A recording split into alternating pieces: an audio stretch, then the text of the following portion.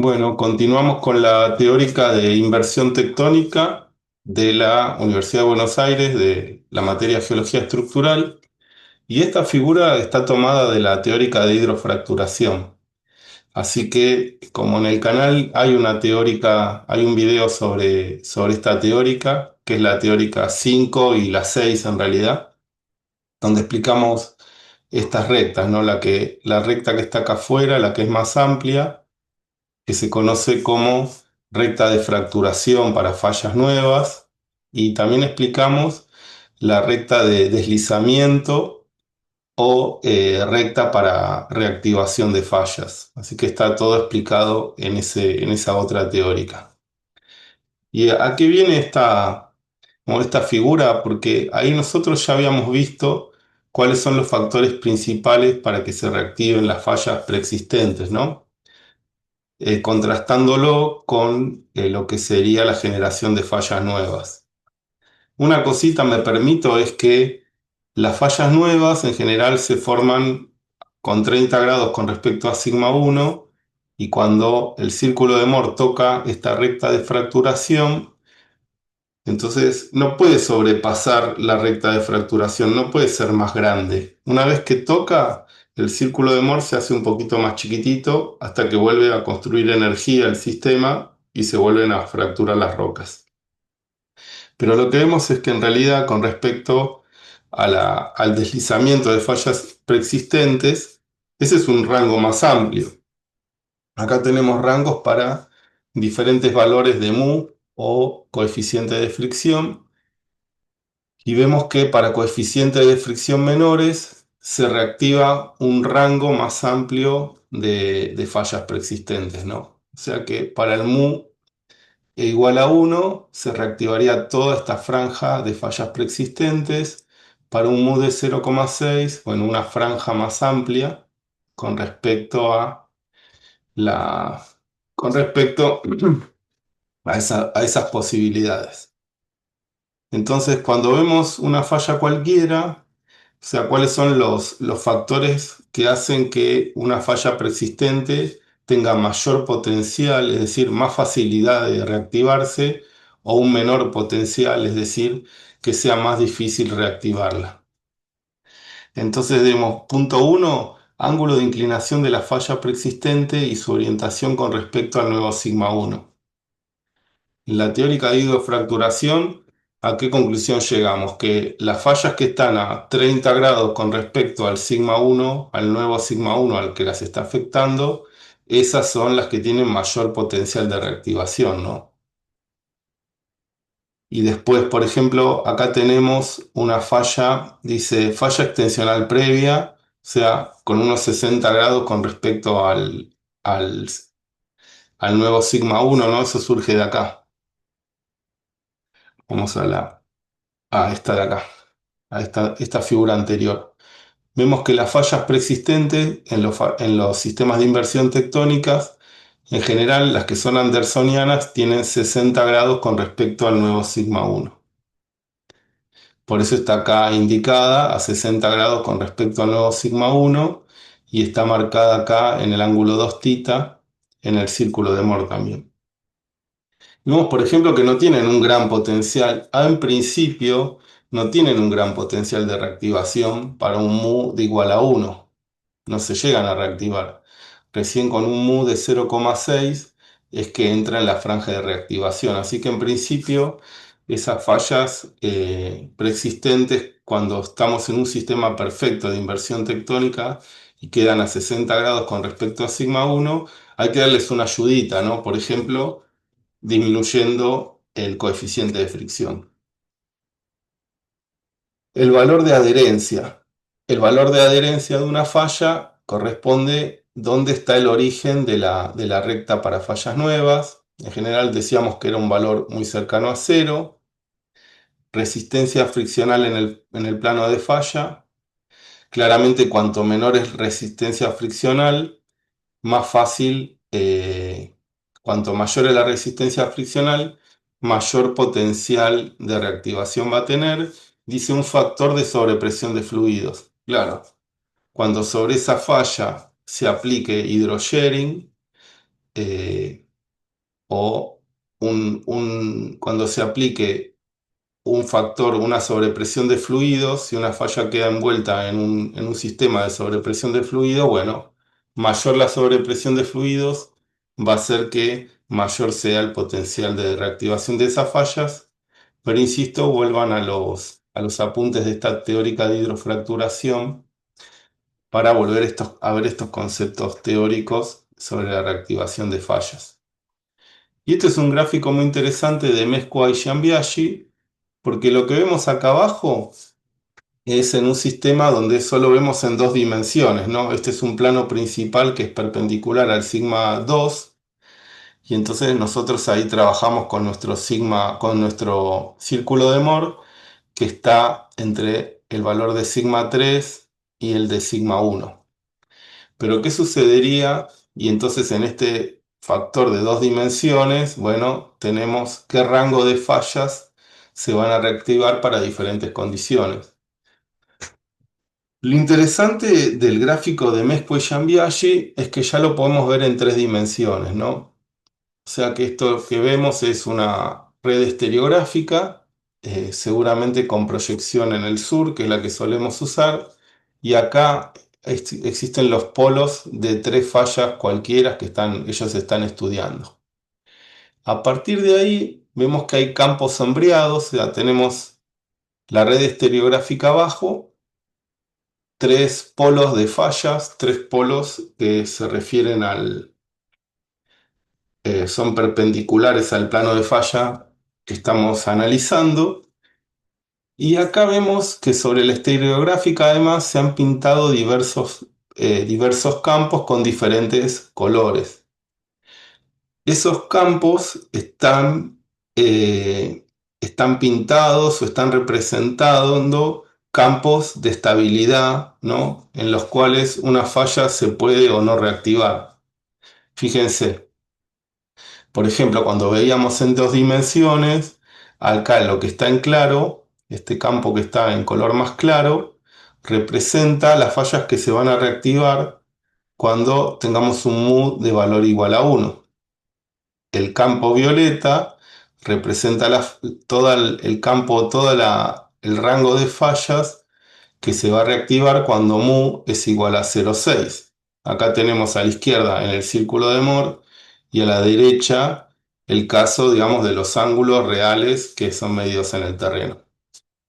El gráfico de arriba es similar, solo que es en tres dimensiones, de tal manera que, por ejemplo, el que es más abarcativo, que es este gris, o sea, solo vemos gris para toda esta parte de acá afuera, pero en realidad este campo lo que está indicando es todo esto. ¿Se entiende? Todo esto representa el campo gris, o sea, todas las fallas que se van a reactivar cuando el mu es igual a 0. O sea que, claro, es un caso muy extremo. Cuando mu es igual a 0, también acá en dos dimensiones también esta recta sería muy baja, casi subhorizontal. Entonces vemos que casi todas las fallas se van a reactivar cuando no exista fricción en el plano de falla, pero bueno, ese es un caso, sería un caso muy raro. Bueno, voy a seguir. Para mu 0 igual a 0,1, empecemos para el mu de 0,5. El mu de 0,5 es esto de acá. Dentro de estos dos huevos fritos serían las dos yemas, ¿no? Esta de acá y esta de acá. Eso sería el campo en el cual se reactivarían las fallas, la orientación que tienen que tener las fallas con un mu de 0,5 para reactivarse. Vemos que acá la falla 1 y 2 recién se reactivan con un mu de 0,3, que es todo esto de acá. Y la falla 3 también se reactiva acá, por más que parece que inclina en otra dirección, pero también se reactivaría ahí la falla 3. Así que piénsenlo, ¿no? Esto es interesante, si bien acá solo analizan tres fallas, pero es interesante porque nos permite hacer el mismo análisis de abajo, pero en tres dimensiones, para diferentes, reactivación de fallas para diferentes mu. o diferentes coeficientes de fricción, que es lo mismo.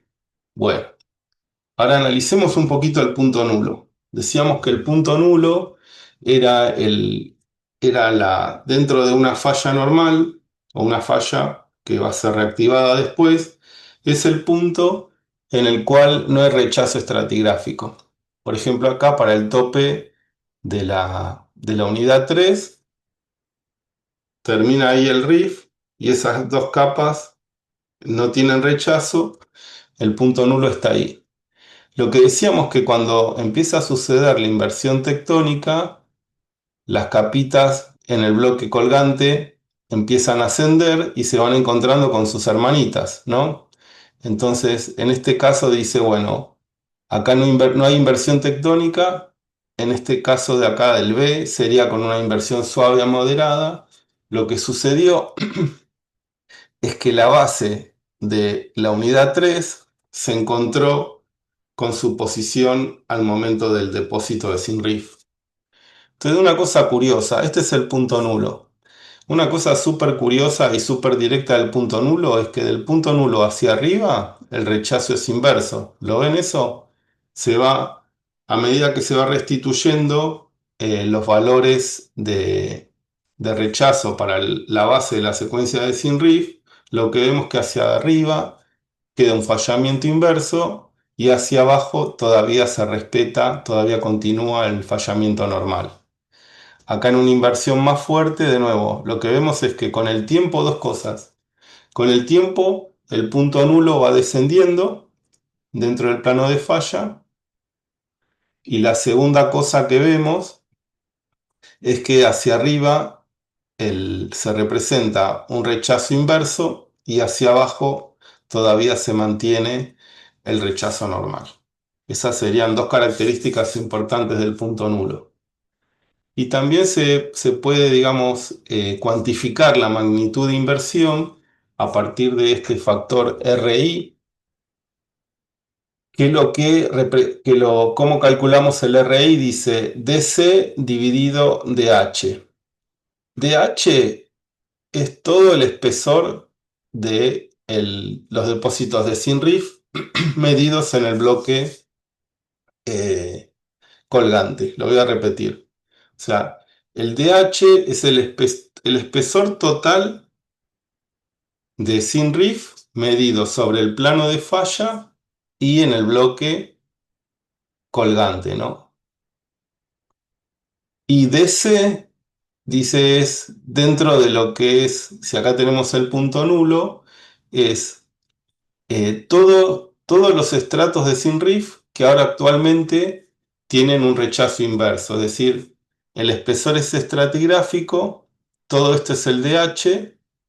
Hacia arriba del punto nulo voy a tener un DC y hacia abajo voy a tener el DE. O sea que DC más DE, estas dos flechitas, estos dos rangos, van a ser igual a DH, ¿verdad? ¿Por qué se llaman DC y DE? Bueno, porque el DC es el que tiene rechazo compresivo, como habíamos dicho, y todos los depósitos DE todavía mantienen su rechazo extensional. Así que este sería un factor para cuantificar de alguna manera hasta qué punto se ha reactivado una secuencia.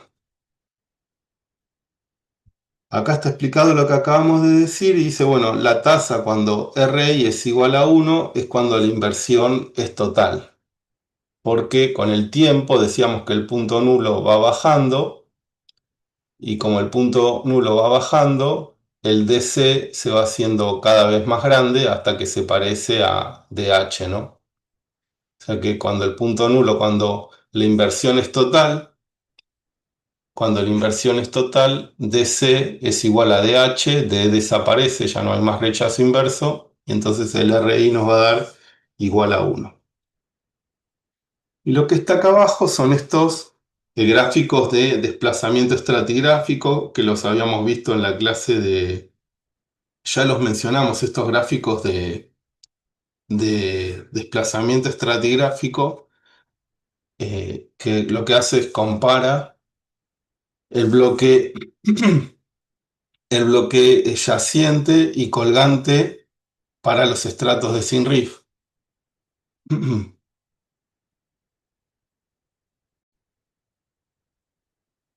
Eso, bueno, en la teórica de Sinrif pueden, en la teórica anterior, en la teórica de Riff, eh, pueden chequear este tema de este tipo de gráficos, cómo nos ayudan, o sea, lo que hace este tipo de gráficos para los sistemas de Riff antes de la inversión tectónica, nos ayuda a saber, por un lado, reconocer los estratos de pre-riff, sin riff y post-riff, y por otro lado también saber los momentos de mayor actividad de las fallas normales.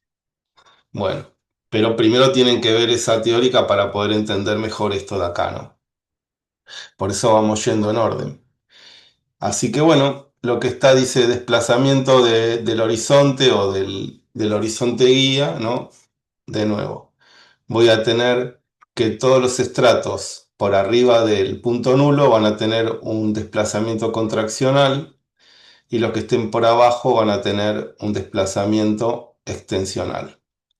Y lo que vemos, a una cosa, claro, a medida que me acerco al punto nulo, ese desplazamiento contraccional va a ir disminuyendo, ¿no? Ahí es cero y después se hace extensional.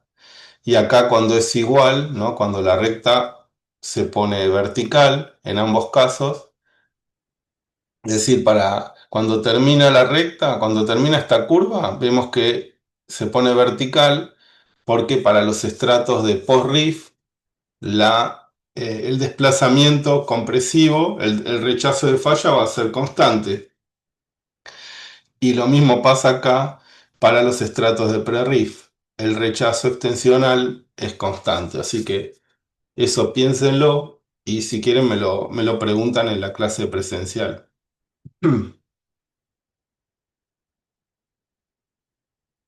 Bueno, este sería un caso real un poquito más, más elaborado, pero de nuevo, lo importante para reconocer inversión tectónica, que sería lo que yo mido, o sea, mi sección final, lo que siempre resaltamos es la sección deformada, lo que está acá abajo, y lo que está acá arriba sería la reconstrucción previa a la compresión. Y de nuevo, acá lo que yo les digo, cuando es presencial, bueno, y háganlo ustedes en su casa, es acá cuáles son las secuencias de pre-riff, sin riff y post-riff, ¿no? Reconózcanla acá arriba. Y a partir de ahí, ¿no? Eso lo podemos discutir en clase o si ustedes no saben cómo reconocerlas o tienen alguna diferencia, de nuevo, pregúntenme, pero eso es lo que permite realmente definir una inversión tectónica. Acá está muy claro que en algún punto tengo mucho más espesor en el bloque colgante que en el yaciente, así que es un sistema de sin riff, ¿no? Por eso cuando yo reconozco eso, es que realmente puedo decir que es un sistema de inversión tectónica. Bueno. Acá lo mismo, tengo entre el horizonte celeste, este es un caso de una sección sísmica, me parece que está, si esto deben ser metros, pueden ser 3 kilómetros, y lo que está acá al lado sería la sección estructural construida en función de esta sección sísmica, ¿no? Que en realidad es un detalle, esta sección sísmica es un detallecito de por acá. Como veo que acá a la derecha está todo más... más achatado, digamos. Me parece que acá hay está exagerada la escala vertical, o sea, está estirado en la vertical la sección sísmica. Bueno, y acá reconozcan ustedes también, piénsenlo, si quieren ahora frenen el video y reconozcan ustedes eh, de nuevo, los sedimentos de sin riff, los de post riff, y después reconozcan el punto nulo y qué tipo de rechazo de falla reconocen por arriba y por debajo del punto nulo. En realidad es lo que se va a usar para reconocerlo. Bueno, la resolución es que estos ya serían estratos entre el celeste y el violeta, ya son estratos de sin riff. porque me parece que hay mayor espesor en el bloque colgante que en el yaciente. Después había incluso acá toda una secuencia que tiene el tope rojo, que ni siquiera está en el bloque yaciente. Después acá no está, bueno, y después parece que entre el naranja y el verde, esos serían los estratos de post-riff, ¿no? Ahora, ¿cómo reconozco el punto nulo? En este caso lo que puedo usar es que por encima del punto nulo el rechazo es inverso, como este caso. Por debajo del punto nulo el rechazo es normal. Así que, claro, acá entre el verde y el naranja todavía es una secuencia de sin riff.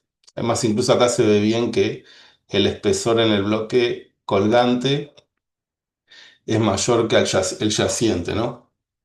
Bueno, en definitiva, usando eso, que acá el rechazo es inverso y acá el rechazo es normal, el punto nulo lo puedo ubicar ahí por el medio.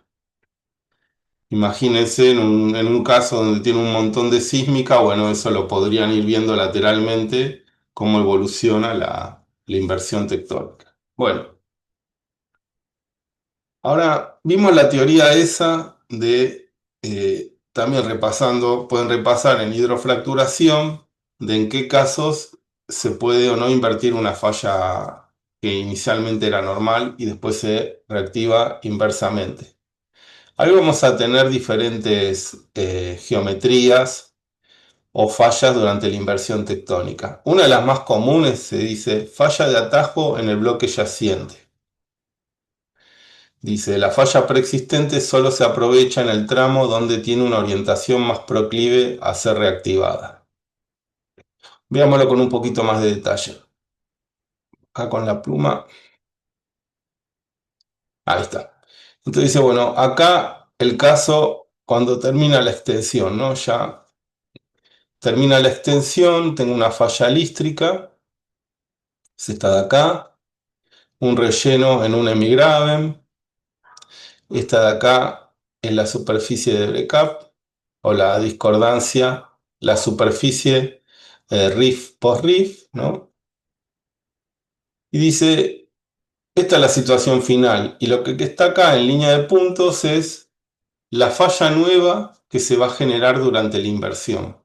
Es decir, cuando existe la inversión, que es el caso que está acá abajo, vemos que la falla lístrica se reactiva, pero no se reactiva en toda su traza, lo hace hasta acá. Es decir, toda esta parte de la falla lístrica se reactiva, pero acá no, esto queda congelado. ¿Ven eso? O sea que en este caso la falla lístrica se reactiva, pero solo la parte basal. Se reactiva hasta cierto punto, vemos que acá va subiendo su inclinación y en un punto no se reactiva más. Al sistema le conviene generar una falla nueva, que es esta de acá, es este tramo de acá, que es lo que se conoce como falla de atajo, porque claro, la falla lístrica se reactiva, la base, y después ataja, ¿no? Hace como un atajo en el bloque yaciente. Y bueno, eso piénsenlo también, ¿por qué sucede eso? ¿No? Piénsenlo, vuelvan atrás y vean el círculo de Moore y todo lo que tiene que ver con el factor de reactivación de fallas. Y la respuesta sería es que la falla lístrica en su parte basal, si este es el sigma 1, acá hay toda una parte de la falla lístrica que por su orientación con respecto al nuevo sigma 1 tiene un ángulo más cercano a los 30 con respecto al nuevo sigma 1, perdón, y por eso tiene un mayor potencial de reactivación. Después cuando se pone muy parada, ¿no? Con un ángulo muy grande con respecto al sigma 1, entonces al sistema le conviene generar un tramo de falla nuevo y esa sería la teoría de estas fallas que son muy comunes, las fallas de atajo en el bloque yaciente. Y en general, bueno, también se habla de geometría en arpón cuando, cuando se levanta el, cuando se levanta el relleno de Sinriff. que está acá en amarillo, en la sección sísmica de arriba está en amarillo, y acá abajo en naranja, cómo queda esa geometría en arpón, se dice también. Bueno, y en este caso, lo que han indicado es en rojo fallas, fallas que se han reactivado están de color rojo y las fallas nuevas están de color azul. O sea, fíjense, las fallas rojas son las que tienen mayor ángulo, esas se han reactivado según lo que, si además incluso fíjense que acá el rechazo es, o sea, se ha llegado incluso a una inversión total y un poquito más, ¿no? Acá todo el rechazo, fíjense que ya es inverso para la base de la secuencia de Sinriff. Así que esta falla se reactivó, quizás porque tenía un mu muy bajo, ¿no? Ustedes me pueden preguntar, bueno, pero Matías, ¿por qué en la filmina anterior solo se reactiva una falla, una parte de la falla lístrica inicial y después toma una falla de atajo y acá se reactivó toda la falla lístrica? Y bueno, puede ser que acá haya existido un factor de sobrepresión de fluidos o un mu, o sea, un factor de fricción muy, muy bajo que permitió que se reactive toda la falla lístrica. De todas maneras, acá fíjense que tenemos una pequeña falla, tenemos una y dos fallas de atajo en el bloque yaciente. Y acá una falla inversa nueva en el bloque colgante. Bueno, ahora tenemos que hablar del buttressing. El buttressing se usa para un montón de cuestiones en geología. Cuando yo veo algo replegado en unas pelitas, bueno, inmediatamente se la llama buttressing, pero el proceso más estricto de donde se aplica este término buttressing tiene que ver con el relleno de Sinriff. Y lo que podemos ver es que cuando existe inversión tectónica, eh, digamos, recuerden que decíamos que cuando hay extensión, ¿no? Cuando existe extensión, nosotros decíamos que el bloque colgante de los sistemas de rift no se trasladaba rígidamente, sino que tenía deformación por cizalla simple. ¿Está bien? Eso se entiende que entonces cuando hay extensión, el bloque yaciente sufría deformación interna. El buttressing es lo mismo, es de formación interna, yo diría que cizalla pura, en la cual el bloque yaciente, perdón, el bloque colgante, durante la inversión tectónica, se golpea contra el plano de falla, podría decirse, y sufre un poquito de cizalla pura, donde habría un poco de acortamiento en la horizontal y estiramiento en la vertical, y entonces esa cizalla pura que se aplica sobre todo, de nuevo, si tenemos un sistema donde hay deformación frágil dúctil, las rocas que tienen más tendencia a ser dúctiles, por ejemplo las pelitas, bueno, esas se van a deformar fácilmente y entonces ese buttressing lo que produce es un replegamiento de las unidades de Sinriff. Así que eso es algo muy típico también y el término este es el que se usa en esos casos. Bueno. De nuevo, entonces acá a la izquierda tenemos como varias posibilidades. Fíjense, acá hay una falla que por los simbolitos, ¿no? Los simbolitos vemos que esta es una falla que se reactiva, acá hay otra falla reactivada, una serie de fallas nuevas, el buttressing. Yo diría que toda esta es la falla que se reactivó. Acá esta sería el sector de fallamiento inverso, ¿no? Por encima del punto nulo. El buttressing interno dentro del bloque colgante. Acá en esta de nuevo tengo inversión de una falla extensional, dos fallas que están cortando, dos fallas nuevas que están cortando el bloque colgante. Bueno, y así puedo tener muchas posibilidades, ¿no? Durante la inversión tectónica y las voy definiendo. Básicamente lo que me va a ayudar a mí saber cuáles son las fallas nuevas de las reactivadas va a ser reconocer el relleno de Sinriff, ¿no? Esa es el elemento principal para saber cuando una falla se invirtió tectónicamente, que es una falla que inicialmente era un sistema de riff.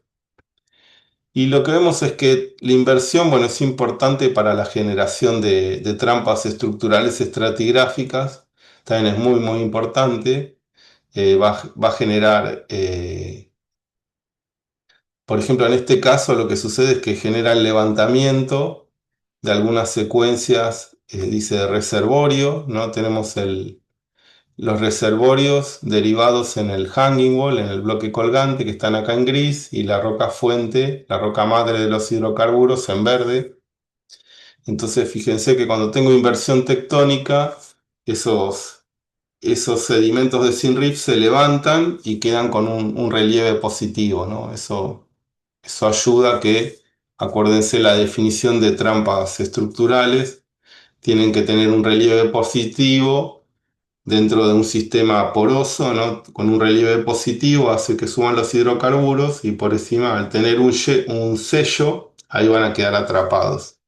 Así que sin entrar en demasiado detalle, la idea de esta figura es que ustedes tengan esa noción que cuando estamos prospectando una cuenca de Sinrif con inversión, vamos a tener diferentes posibilidades a trampas que podemos encontrar en los sistemas de inversión con respecto a donde solo existió un riff, ¿no?